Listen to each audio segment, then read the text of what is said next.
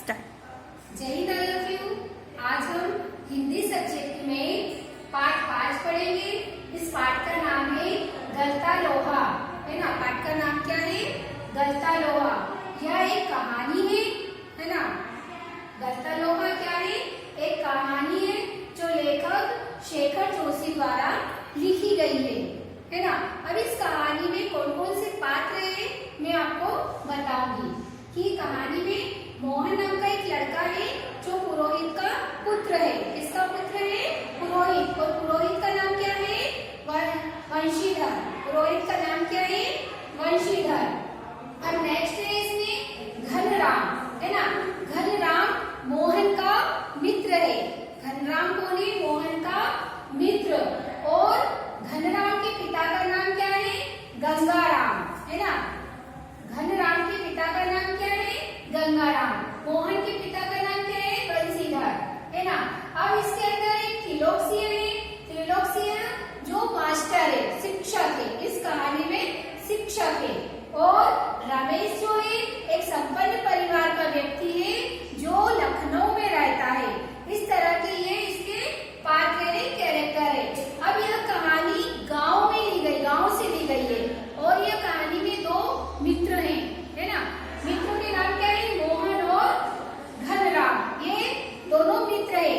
तो कहानी शुरू होती है कि मोहन जो है वो अपना हसुआ यानी दराती लेकर अपने खेत पर जाने लगता है।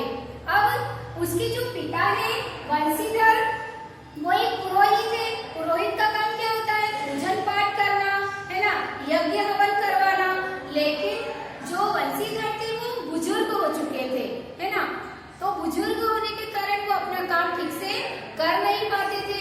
अब जो मोहन उसका बेटा है वो उसके जो पूजन पाठ के काम में कोई मदद नहीं कर पा रहा था, क्योंकि जो मोहन है उसको इस काम में कोई नॉलेज ही नहीं था। पूजन पाठ का कोई नॉलेज ही नहीं था। तो इसलिए वो अपने जो दराती को लेकर अपने खेत पर जाता है।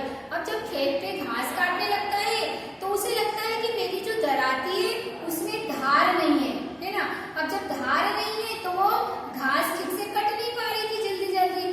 तो वो अपने जो दोस्त था घनराम, तो घनराम का काम क्या था? लोहे का, है ना। लोहे की वो दराती बनाता था और दूसरे औजार भी बनाता था। तो लोहे का काम करता था। तो मोहन अपने दोस्त की दुकान पर जाता है ना। दुकान पर जाता है तो मोहन उसकी दोस्त की दुकान पर जाकर बैठ जाता है। अब मोहन क्या था? एक उच्च कुल का था, ब्राह्मण का बेटा था, मतलब उच्च कुल का। और जो घनराम था वो नीची जाति का था। तो उनमें बहुत अंतर था।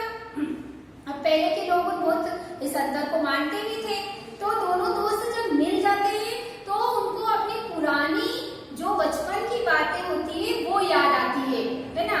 बचपन की पुरानी बातें वो करने लगते हैं। जैसे अपन भी कोई दोस्त से मिलते हैं तो बात करने लगते हैं ना, तो वो दोनों बातें करने लगते हैं। तो जो मोहन था वो अपने दोस्त से पूछता है कि अरे घनराम, क्या जो त्रिलोकसिंह जो हमारे मास्टर जी थे वो अभी जीवित है या गुजर गए हैं? उनकी मृत्यु हो गई है। तो घनराम बोलता है कि उनको गुजरे हुए 1 वर्ष हो गया है ना। तो फिर दोनों बातें करते करते बोलता है घनराम कि मोहन, तू तो मास्टर जी का वो चहेता छात्र था। चहेता क्यों था? क्योंकि मोहन जो था वो पढ़ने में बहुत होशियार था, है ना। बचपन में मोहन पढ़ने में बहुत होशियार था, है ना। कोई सा भी सवाल होता, कोई सा भी प्रश्न होता, वो तुरंत उसका आंसर दे देता था। तो मास्टर जी ने पूरे स्कूल की मॉनिटरिंग करने के लिए उसको सौंप दी थी। पूरा स्कूल का उसको मॉनिटर बना दिया था, है ना। सुबह से लेकर जो भी दिनचर्या होती थी मोहन ही करवाता था। मोहन जब सुबह स्कूल आता तो प्रार्थना उसी के द्वारा की जाती थी। फिर अगर कोई बच्चे को कोई सा सवाल नहीं आ पाता तो मास्टर जी क्या कहते? जब मोहन से पूछ लो, है ना। और अगर कोई सा बच्चा अगर कोई गलती करता, आंसर नहीं बताता, तो मोहन को उन्होंने ये अधिकार भी दे दिया था कि उसको वो सजा भी दे, है ना। मास्टर जी कहते चलो इसके कान पकड़ो, तो वो कान पकड़ता। इसको छड़ी लगाओ तो वो छड़ी लगाता था। मतलब मास्टर जी ने उसको सारा काम सौंप दिया था, क्योंकि मास्टर जी को पता था कि यह बच्चा बहुत ही होशियार है। और वो उसके पिता से भी कहता था कि ये तुम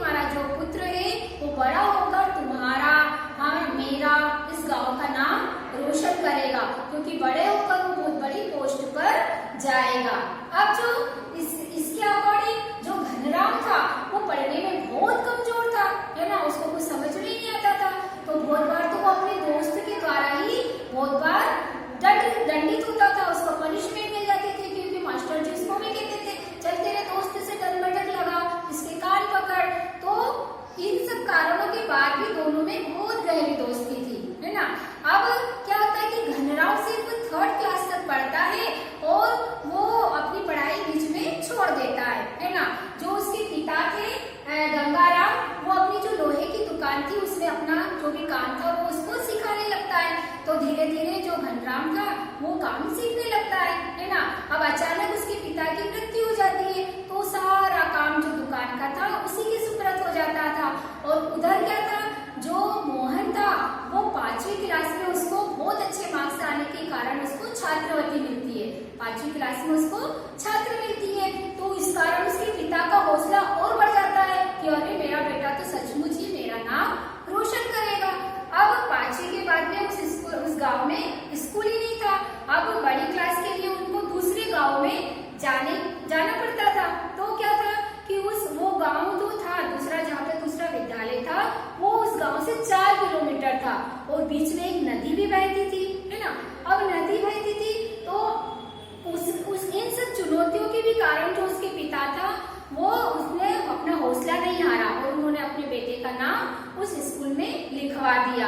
अब सुबह से जाता था मोहन, है ना, और जब शाम को थक जाता था, बहुत थक जाता था वो, लेकिन हिम्मत नहीं आ रही। अब बारिश के मौसम में क्या होता था कि उस नदी में पानी ज्यादा हो जाता था, कभी कभी तो ऊपर से पूर जाने लगती। तो क्या करता मोहन को फिर बहुत सारा इंतजार करना पड़ता।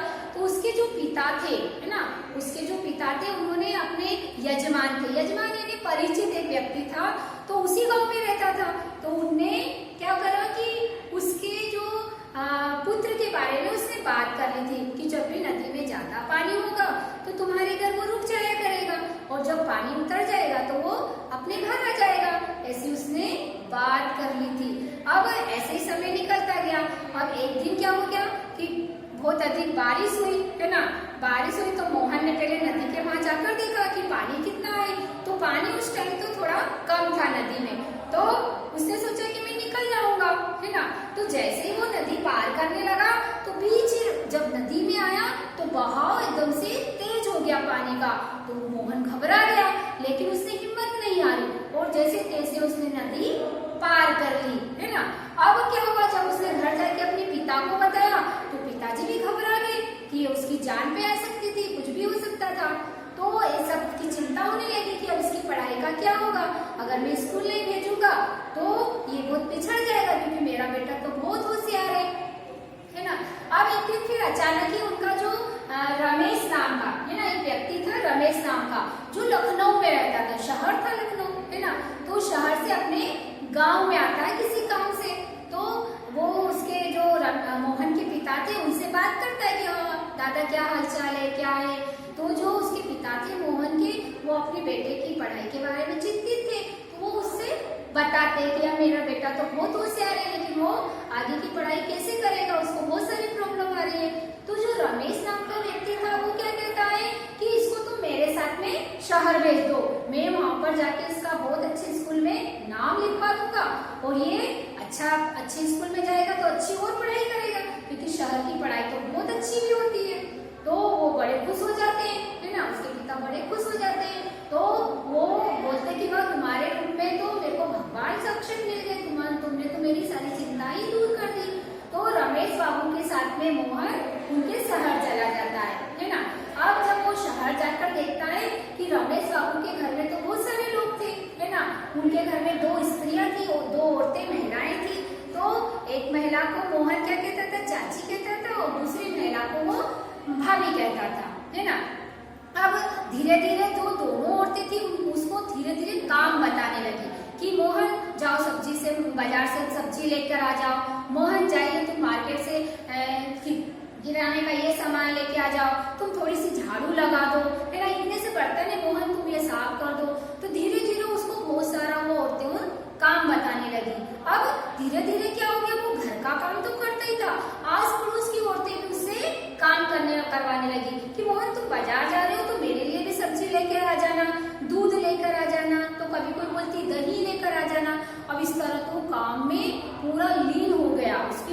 पढ़ाई करने का तो समय ही नहीं मिलता, है ना। अब उस जो रमेश बाबू ने बोला था कि मैं इसका नाम बहुत अच्छे स्कूल में लिखवा दूंगा, लेकिन उसका अपोजिट होता है ना। वो छोटे से एक स्कूल में उसका नाम लिखवा देते, है ना। अब मोहन जब स्कूल जाने लगा, लेकिन क्या होता था कि जब वो घर आता था तो उसको तो पूरा काम ही करना पड़ता था, है ना। और स्कूल भी इतना छोटा सा था, वहाँ पर पढ़ाई भी नहीं हो पाती थी। तो क्या हुआ कि जो काम का बोझ था, पूरी तरह थक जाता था। वो जो घर के लोग थे ना, उसके साथ में एक नौकर जैसा व्यवहार करने लग गए थे। उसकी कोई वैल्यू नहीं थी उस घर में, सिर्फ एक नौकर है और इससे मुझे हमको काम करवाना है, पढ़ाई वढ़ाई का कोई महत्व नहीं था, है ना।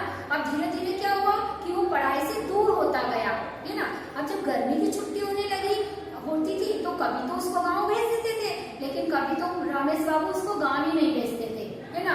तो पूरी तरह वो काम में हो गया, तो उसने पढ़ाई पे अपना ध्यान भी कम होने लगा। जो एक गांव का बहुत होनहार बच्चा था, वो शहर आके बिल्कुल नीचे स्तर पर पहुंच गया, है ना। अब धीरे धीरे उसकी पढ़ाई का लॉस होने लगा।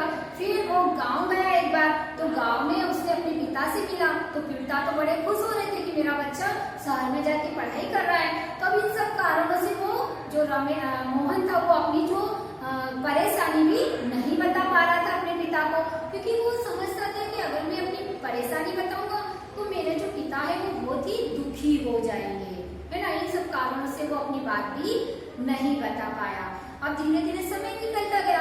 अब क्या होता है कि छुट्टी के बाद में कुछ साल निकले, कुछ समय निकला, तो छुट्टी के बाद में उसको 8th क्लास में नाम लिखवाना था, है ना।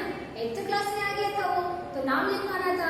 अब वो जब शहर जाता है तो रमेश बाबू के घर वाले क्या करते हैं कि उसको एक टेक्नोलॉजी, है ना, तकनीकी स्कूल में, उसको एक छोटे से तकनीकी स्कूल में उसका नाम लिखवा देते कि आगे कहाँ पढ़ेगा ये, इसको एक तकनीकी स्कूल में नाम लिखवा दो ताकि कुछ सीखा करेगा थोड़ा बहुत, है ना, और अपने घर का काम भी चल जाएगा। तो वो कभी तकनीकी स्कूल में जाता था और कभी नहीं जा पाता था, घर के काम ही इतने सारे थे उसके पास। अब इस तरह वो पिछड़ता गया, है ना। अब इस तरह 2 साल और निकल गए, है ना। फिर वो एक बार जब घर गया, है ना, तो उसने कोशिश की, है ना, घर गया, फिर वापस भी आ गया। उसने कोशिश अपनी बता नहीं पाया कि मेरे को क्या क्या परेशानी है। अब जब शहर में जब उसकी तकनीकी शिक्षा भी पूरी होने लगी तो नौकरी ढूंढने लगा। अब उसको कोई नॉलेज तो था नहीं, पढ़ाई थी वो भी बहुत दूर हो गई थी, और तकनीकी स्कूल में भी उसने कुछ नहीं सीखा था, तो उसको शहर में नौकरी भी नहीं मिल रही थी। फिर वो धीरे से वापस अपने गांव आ जाता है और एक दिन अपने पिता को सारी हकीकत बताता है। तो पिता भी इस दुख को झेल जाते, मतलब ठीक है, जो हुआ ठीक है ना, दुखी बहुत हुए, लेकिन वो क्या करते हैं कि पहले गांव में अपना जो खेत है वो खेत का ही काम करो, है ना। इस तरह से दोनों जो दोस्त थे, ये सारी घटना कहाँ पे हुई फिर बता रहे थे एक दूसरे को, अपने दोनों मित्र आपस में बता रहे थे कि मेरे साथ क्या हुआ, मैं शहर गया था, ऐसा हुआ। वो दोनों जो बच्चे थे, दोनों मित्र थे, आपस में बातें कर रहे थे। इस तरह दोनों ने अपनी आपस की बातें खत्म की, और इतने में ही जो घनराम था उसने उसकी दराती में धार लगा दी और बोला कि दोस्त तुम्हारी दराती में धार लग गई। लेकिन मोहन तो चुपचाप बैठा ही रहा, ऐसा लग रहा था मानो उसको कहीं पर भी जाने की जल्दी नहीं हो, है ना। दोनों मित्र थे, आपस में बातें कर रहे थे। तो इतना ऊंच नीच होते हुए भी एक पुरोहित का लड़का था और एक नीची जाति का लड़का था, लेकिन दोनों में बहुत ज्यादा मित्रता होने के कारण वो उन्होंने आपस में सारी बातें भी की। अब मोहन तो वहीं बैठा रहा, लेकिन घनराम था, उसको तो और भी सारा काम करना था।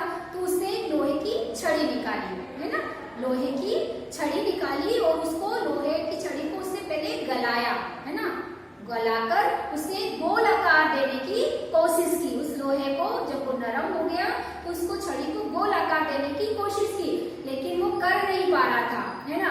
तो मोहन देख रहा था कि कितनी देर से मेरा दोस्त परेशान हो रहा है और गोल आकार नहीं दे पा रहा है, और मोहन तुरंत उठा और उसने अपने दोस्त की मदद की और तुरंत उसको गोल आकार दे दिया।